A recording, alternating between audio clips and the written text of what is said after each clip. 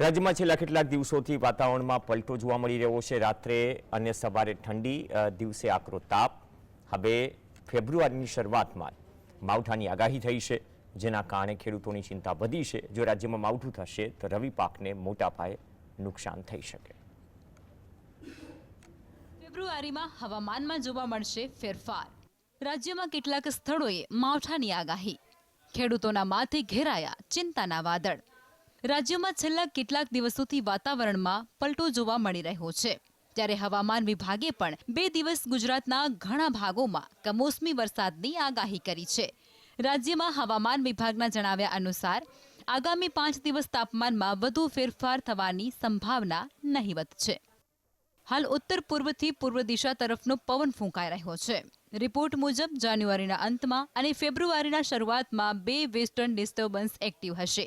1 ફેબ્રુઆરીથી પહાડી રાજ્યો અને દેશના પશ્ચિમી ક્ષેત્ર પરથી એક મજબૂત વેસ્ટર્ન ડિસ્ટર્બન્સ પસાર થવાની છે, જેની અસર હેઠળ ગુજરાત સહિત ઘણા ભાગોમાં કમોસમી વરસાદની સંભાવના છે।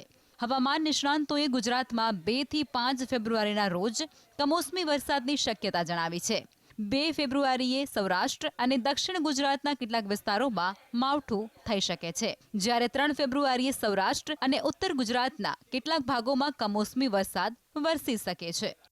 उत्तर भारतना पहाड़ी प्रदेश उपरथी WD पसार थई रह्या छे। एमां एक मजबूत वेस्टर्न डिस्टर्बन्स जे पसार थई रह्युं छे, ए वेस्टर्न डिस्टर्बन्सनी असरने कारणे गुजरात उपर एक अस्थिरता सर्जावा जई रही छे अने ए अस्थिरताने कारणे राज्यना अनेक विस्तारोनी अंदर 3, 4 અને 5 ફેબ્રુઆરી એમ 3 દિવસ દરમિયાન અલગ અલગ વિસ્તારોની અંદર માવઠું થાય તેવી શક્યતાઓ રહેલી છે।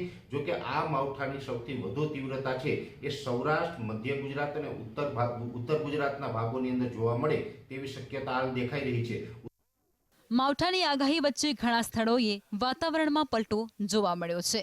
રાજ્યના ઘણા ભાગોમાં વાદળછાયું વાતાવરણ જોવા મળ્યું, ત્યારે હવામાન વિભાગની આગાહીએ ખેડૂતોની ચિંતામાં ઉમેરો કર્યો છે। હવામાનમાં પલટાના કારણે ખેડૂતો રવિ પાકમાં નુકસાનીની ભીતિ સેવી રહ્યા છે। ખાસ કરીને જીરું, એરંડા, બટાકા, રાયડો, ચણા, ધાણા ઉપરાંત બાગાયતી પાકો સહિતના અન્ય પાકને નુકસાનીની આશંકા છે।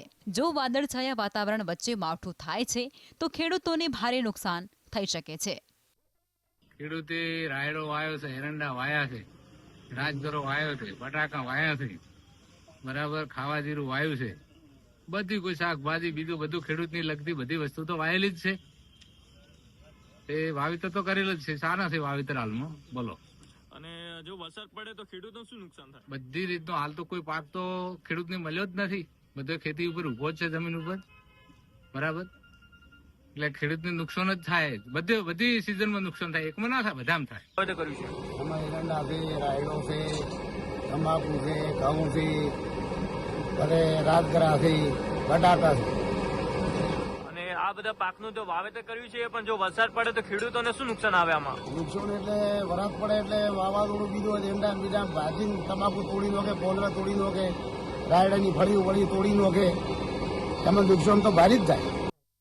ઉત્તર ભારતના પહાડી વિસ્તારોમાં જે વેસ્ટર્ન ડિસ્ટર્બન્સ પસાર થઈ રહ્યું છે, જેમાંથી એક મજબૂત વેસ્ટર્ન ડિસ્ટર્બન્સની અસરને કારણે ગુજરાત પર એક અસ્થિરતા સર્જાવવાની છે, જેના કારણે રાજ્યના અનેક વિસ્તારોમાં માવઠું થાય તેવી શક્યતા છે। આ માવઠાની સૌથી વધારે અસર સૌરાષ્ટ્ર, ઉત્તર ગુજરાત અને મધ્ય ગુજરાતમાં જોવા મળે તેવી સૌથી વધુ શક્યતા જોવા મળી રહી છે, જેથી ખેતીમાં મોટું નુકસાન થઈ શકે છે।